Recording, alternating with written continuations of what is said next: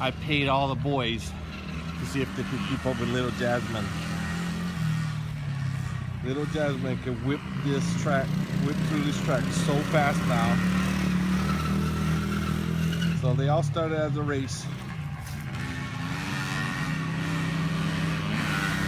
Not even that far behind. Brandon is that far behind. And Zach is way over there.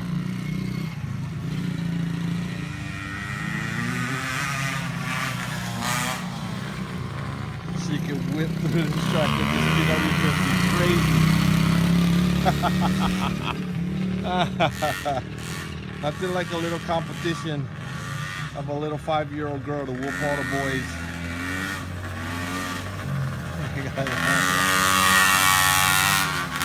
And Zach pulling up the rear. Give them something to work on. 75 degrees. We're going to Monster Jam today. Hope everybody's having a nice MLK weekend.